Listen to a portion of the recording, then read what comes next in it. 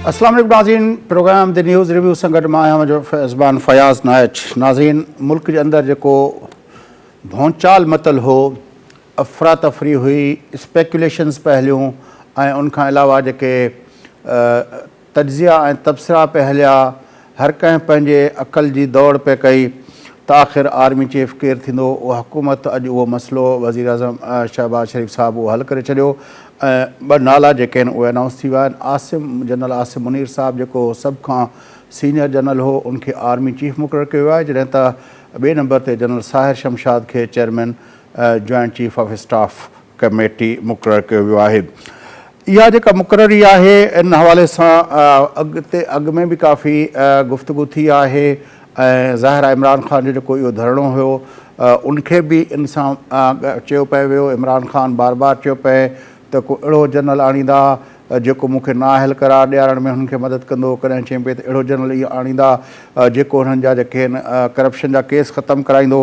पर बहरहाल हाणे जंहिंखे अचिणो हुयो उहो अची वियो ऐं उन सां गॾोगॾु कल्ह जेको जनरल बाजवा साहिबु जेको गैर सियासी ख़िताबु कयो आहे, उहो केतिरो गैर सियासी हुयो ऐं उनमें जेके हुन ॻाल्हियूं कयूं आहिनि उन्हनि जो इम्पैक्ट छा पवंदो, उन सां बि हिकिड़ो नओं पेंडोरा बॉक्स खुलियो आहे, नओं हिकिड़ो बहस शुरू थियो आहे। गुफ़्तगू कंदासूं। लाहौर मां असांखे जॉइन कयो आहे मुल्क जे सीनियर सहाफ़ी नामियारे तजदीद निगाह जनाब इमदाद सुमरो साहिबु। इमदाद सुमरो साहिबु, सलाम वालेकुम। हेलो जी साईं, वासलाम।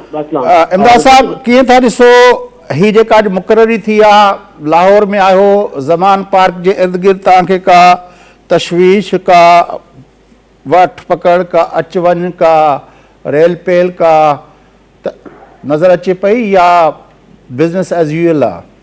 अन्ना वो शाकिर सजाबादी जो हिकिड़ो शेर आहे न कि तू शाकिर आप सियाणा है, साढ़े चेहरे पर हालात ना पुछ।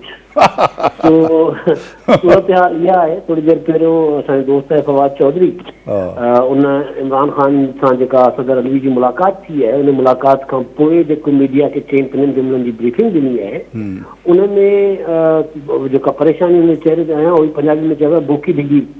सो हुनजी बिल्कुलु बोकी डिॼी पई हुई, किरी पई हुई बोकी। सो फवाद चौधरी जो चेहरो ॿुधाए पियो त कहिड़ी परेशानी आहे पीटीआई जे अंदरि, छाकाणि त इमरान ख़ान ज़ाहिर आहे इन मामले सां खेॾणु चाहे थो।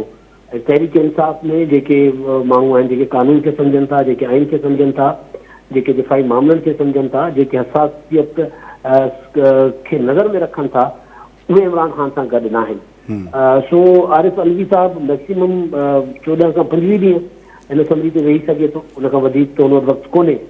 उन दौरान हुकूमत अल्टरनेट बंदोबस्तु करे छॾियो आहे। कल्ह राति जेका मीटिंग थी हुई ताजियुनि सां वज़ीर आज़म जी वज़ीर आज़म हाउस में, उन्हनि जो तय कयो वियो त जेको जेकॾहिं अहिड़ी का सूरत हाल थिए थी त पोइ जेको चीफ ऑफ स्टाफ थिए थो आर्मी जो, जनरल चीफ ऑफ स्टाफ, उहो जेको आहे आर्मी चीफ जी काए मक़ाम आर्मी चीफ जी ज़िम्मेदारी उहो संभाले सघे थो। उनखां पोइ जेको जेकॾहिं सदर अली असम्बली ते वेही रहियो त उनखां पोइ जेको मुक़ररु वक़्तु आहे उनखां पोइ वज़ीर आज़म वरी नोटिफिकेशन कढी छॾींदो, असम्बली मोकिले छॾींदो। जेका ज़ाहिर 18वीं तरमीम खां पोइ उहा नाफ़िज़ जो अमल हूंदी।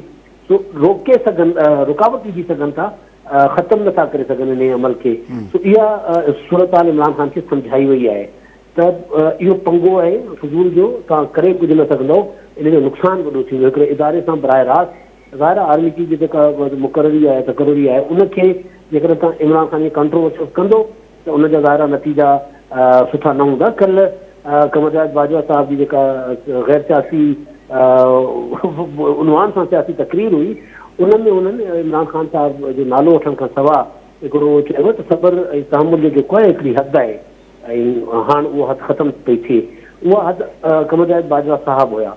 बाजवा साहिब जी रिटायरमेंट खां पोइ इमरान ख़ान खे उतां फ़ौज जे इदारे खां या इदारनि खां ज़ाहिर जेका इमरान ख़ान जूं गैर क़ानूनी गैर आइनी फरमाइशूं आहिनि, उतां उन्हनि खे को तहमुल ऐं सबुर न मिलंदो, उतां क़ानूनी आइनी रिएक्शन मिलंदो। ऐं सियासी रिएक्शन न पियो चवां, क़ानूनी आइनी रिएक्शन मिलंदो इमरान ख़ान खे।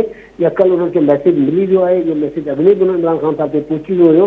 उनजे करे सदर आरिफ अलवी जेको मुंहिंजी अंडरस्टैंडिंग आहे इमरान ख़ान साहिब खे सम्झाइण आयो हूंदो, छाकाणि तव्हांखे यादि हूंदो त 9 अप्रैल ते जेका सूरत हाल ठही हुई 9 अप्रैल ते इमरान ख़ान तहरीक अदम एतमाद ते ईअं वेहण जो हुकुम जारी कयो असां कैसर खे त बाबा इनखे तव्हां राति जो 12 बजे ताईं कीअं बि करे पंहिंजो रोकणो आहे ऐं 12 बजे खां पोइ सुप्रीम कोर्ट जो ऑर्डर जेको आहे उहो त उनजी थी वेंदो, ख़तमु थी वेंदो। सो उन राति इहो चयो त असद कैसर वञी रिज़ाइन ॾेई आयो इमरान ख़ान खे ऐं हुननि इहो चयो बाबा इन खां वधीक मां अॻिते नथो हली सघां। सो इमरान ख़ान जेको आहे उहो परेशान आहे। जेकॾहिं इमरान ख़ान समरी रोकराए थो त इमरान ख़ान जो तमामु घणो नुक़सानु आहे। जेकॾहिं समरी न बि रोकराईंदो, पर हाणे जेका इमरान ख़ान हुन ते सियासत कई आहे, ॿिन्ही सूरतुनि में इमरान ख़ान घाटे जो सौदो करे चुको आहे। अहिड़ी जुआ खेॾी चुके इमरान ख़ान साहिबु जंहिंमें हू पंहिंजो सभु हाराए पियो वञे, यानी पंहिंजी मर्ज़ीअ जो एम्पायर लॻाइण जे चकर में रांदि खां ॿाहिरि थी वियो इमरान ख़ान। अच्छा, पर इमरान ख़ान त कल्ह बिल्कुलु वाज़े लफ़्ज़नि में चयो आहे त हू इन ते खेॾंदो ज़रूरु। हा, बिल्कुलु बिल्कुलु उहा ॻाल्हि कयां पियो त इमरान ख़ान जो त मूड आहे त उहो इन सां खेॾे।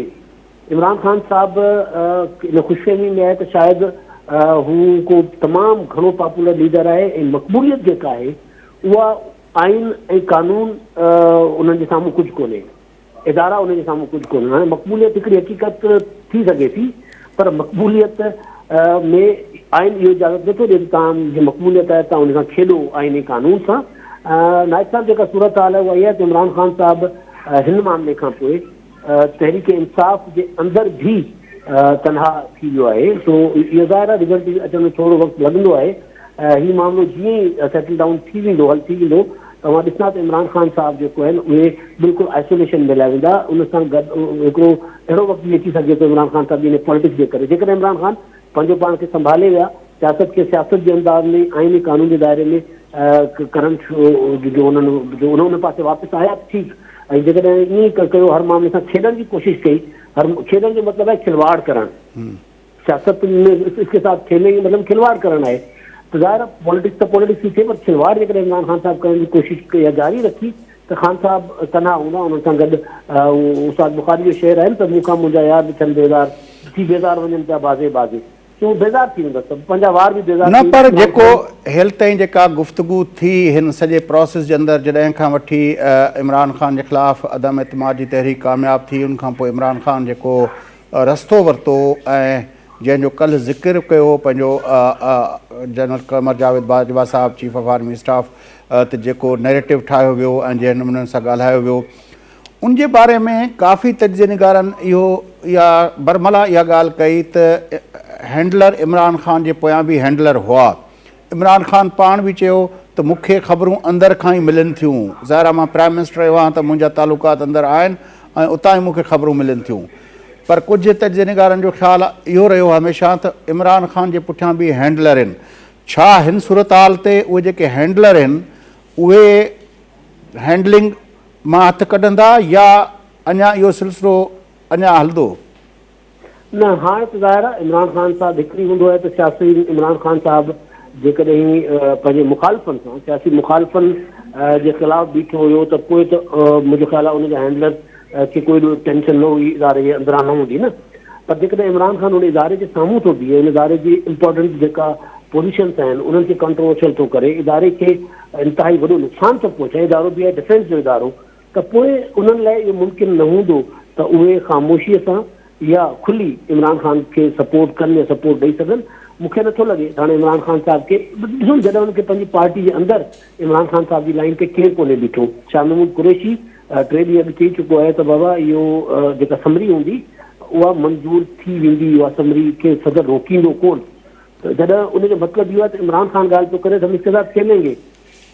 जेको इमरान ख़ान जो नंबर 2 आहे शाह महमूद कुरैशी, उहो पियो चवे त न, इन क़िस्म जी का सियासत न कई वेंदी, इम्पोर्टेंट पोज़ीशन आहे, इनखे सियासत जी नज़र न कयो वेंदो। पर फवाद चौधरी त वाज़े लफ़्ज़नि में चयो न त फ़ैसिलो अलवी साहिबु उहो कंदो जेको इमरान ख़ान चाहींदो। न, पोइ इहो बि थिए त आइन कानून मुताबिक़ अॼु जेका ॻाल्हि कई आहे त जेका मुशावरत थी आहे आइन कानून मुताबिक़ उन ते आरिफ अलवी फ़ैसिलो कंदो। उहो ॾिसूं था जेको बि थिए थो। सो इमरान ख़ान साहिबु ज़ाहिर आहे आरिफ अलवी मुमकिन आहे, आरिफ अलवी आइन कानून त चवनि था त 14 ॾींहं रोके सघे थो।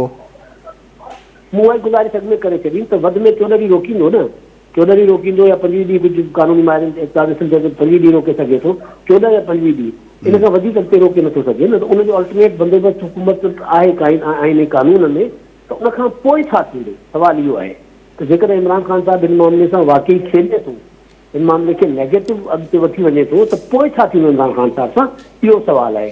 इमरान पर ख़ान 26 जो जेको इमरान ख़ान टाइम ॾिनो आहे पिंडी में फैज़ाबाद में अंदरि वेहण जो, जेकॾहिं इमरान ख़ान वाक़ई जेको उनजो जेको आहे जेको सम्झ आहे त हू हिकिड़ो वॾो पॉपुलर लीडर आहे ऐं जेकॾहिं हुते क्राउड गॾु करे थो त उहो क्राउड उते वेही थो वञे, त तव्हां नथा सम्झो त पोइ डिसीजन मेकिंग में ख़ुदि जेॾां केॾां प्रॉब्लम थी वेंदो? न, मुंहिंजो न आहे ख़्यालु। मूंखे इमरान ख़ान हींअर किथे बि नज़र न पियो अचे। इमरान ख़ान न को वेही सघंदो ऐं न को इमरान ख़ान जी उहा पोज़ीशन आहे त हू हींअर एतिरा माण्हू वठी वञी सघे। उहे ॿिया ॾींहं हुया, इमरान ख़ान साहिब खे माण्हुनि जी सपोर्ट बि हुई, इमरान ख़ान साहिब खे इदारनि जी बि सपोर्ट हुई। तव्हां ॾिसो लॉन्ग मार्च इमरान ख़ान साहिब वज़ीराबाद जो हमिलो त पहुचो आहे न, वज़ीराबाद पहुचण खां अॻु में लाहौर खां निकिरण खां पोइ इमरान ख़ान साहिब खे अहसासु थी वियो त लॉन्ग मार्च में माण्हू कोन्हनि, सो 2 कलाक खां वधीक इमरान ख़ान साहिबु लॉन्ग मार्च में पाण न पियो हुजे। ऐं उनखां पोइ इमरान ख़ान वज़ीराबाद पहुचण खां अॻु ई लॉन्ग मार्च जूं 14-15 ॾींहं अॻिते करे छॾियो हुयो, तारीख़ वधाए छॾियो हुयो, छाकाणि त माण्हू न हुया। इमरान ख़ान साहिबु कोशिशि कई पिए त का सूरत हाल अहिड़ी ठही वञे जंहिंमें को उनखे माण्हुनि जी सपोर्ट मिली वञे या वधीक माण्हू अची वञनि। पर इस्लामाबाद जे इर्द गिर्द 4 ई सूबाई हुकूमतूं, पंजाब हुजे, KP हुजे, गिलगित हुजे, कश्मीर हुजे, इस्लामाबाद जे इर्द गिर्द जेके 4 ई सूबा आहिनि उहे हुकूमतूं इमरान ख़ान साहिब जी पार्टी जूं आहिनि। न, रावलपिंडी में इमरान ख़ान धरनो हणी पंहिंजी हुकूमत में मुसीबत पैदा कंदो, उन सां वफ़ाक़ी हुकूमत में हिकिड़ो फ़र्क़ु पवंदो। इहो बि ॾिसो न, जेकॾहिं रावलपिंडी में इमरान ख़ान वेही थो रहे ऐं अच्छा ॿी सूरत हाल त जेको सुप्रीम कोर्ट जा ऑर्डर्स आहिनि, इस्लामाबाद हाईकोर्ट नोटिस वरितो आहे, लाहौर हाईकोर्ट रावलपिंडी बहस में मामिलो कयो आहे, इमरान ख़ान जेकॾहिं इस्लामाबाद ॾांहुं ईंदड़ रस्ता ब्लॉक थो करे त हुकूमत फ़ौज जे रेंजर्स खे मोकिले छॾींदी। इमरान ख़ान साहिब कंहिं पार्क में त वेही सघनि था, कंहिं ग्राउंड जे मैदान में त वेही सघनि था। इमरान ख़ान साहिब लाइ हिन वक़्तु रोड ते वेहणु मुमकिन न आहे, लीगली स्पीकिंग, छाकाणि त अदालतुनि जा फ़ैसिला मौजूदु आहिनि। ख़ासि तौर ते हीउ जेको इमरान ख़ान तव्हां ॾिठो हूंदो त जॾहिं हुननि ते हमिलो थियो हुयो त पोइ 10-15 माण्हुनि मोटरवे बंदि कयो हो न, उनखां पोइ अदालतुनि जा ऑर्डर्स आहिनि त हुकूमत किथे आहे? त हुकूमत जा हथ खोले छॾिया आहिनि अदालतुनि। इमरान ख़ान साहिबु पंहिंजे ख़िलाफ़ु एॾो माहौल तयारु कयो आहे, पंहिंजे ख़िलाफ़ु इमरान ख़ान जे ख़िलाफ़ु ॿिए हंधि का साज़िश थी आहे न थी आहे। इमरान ख़ान साहिबु पंहिंजी जेका ही उबहराइप वारी सियासत आहे या उबहराइप वारा क़दम आहिनि, उन्हनि सां पंहिंजे ख़िलाफ़ु तमामु घणी जेको आहे माहौल ख़राबु कयो आहे, साज़िश कई आहे पंहिंजे ख़िलाफ़ु। त इमरान ख़ान ॾिसो, जेकॾहिं इमरान ख़ान रोड ब्लॉक करे थो त पोइ फेडरल गवर्नमेंट लाइ प्रॉब्लम थींदो, पर रोड खोलण हाणे जेकॾहिं इमरान ख़ान रोड ते वेंदो, फैज़ाबाद वटि वेही जेकॾहिं धरनो हणी इस्लामाबाद ॾांहुं ईंदड़ रस्ता बंदि करे थो या KPK खां ईंदड़ रस्ता बंदि कराए थो, त जेके हाईवेज़ आहिनि, मोटरवे आहे, नेशनल हाईवे आहे, इंडस हाईवे आहे, इहे फेडरल टेरिटरी आहिनि। उते फ़ौज जे रेंजर्स खे मोकिलण लाइ हुकूमत खे सूबाई हुकूमत जी ज़रूरत न पवंदी, वफ़ाक़ी हुकूमत खां वफ़ाक़ी हुकूमत खे।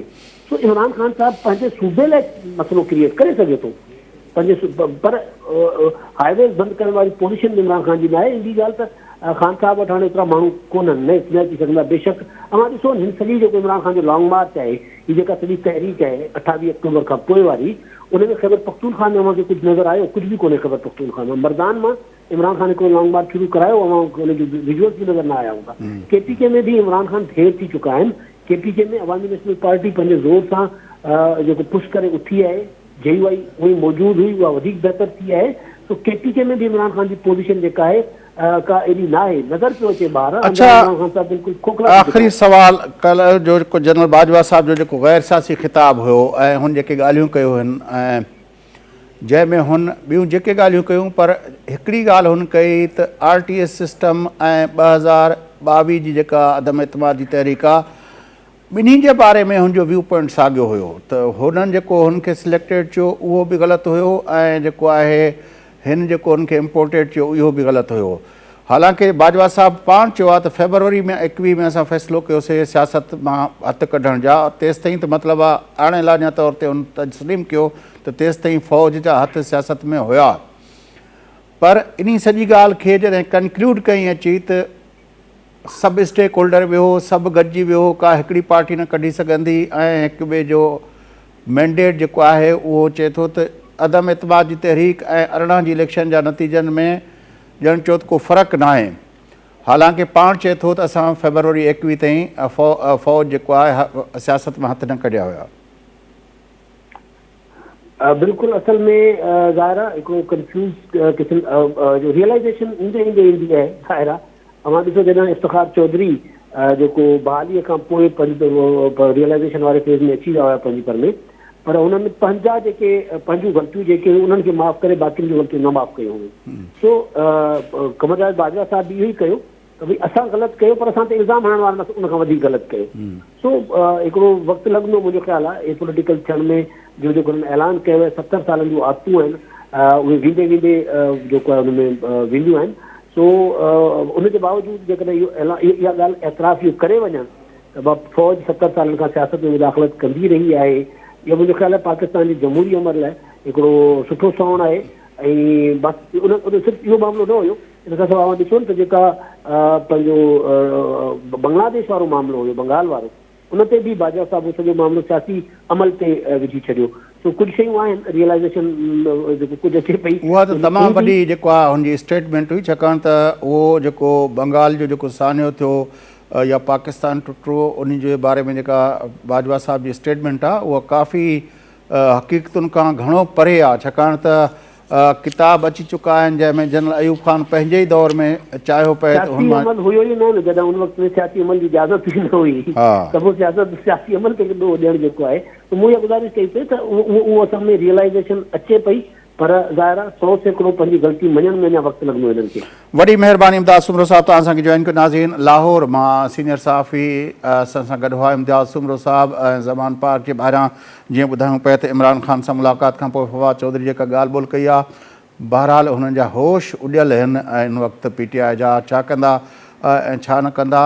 ऐं पर जेको बि रस्तो आहे ऐं समरी खे रोकणु बि ॾुखियो आहे ऐं समरी खे अॻिते वधाइण बि का ख़तरे खां घटि नथो सम्झो वञे PTI जे सरबराह जे तरफ़ां।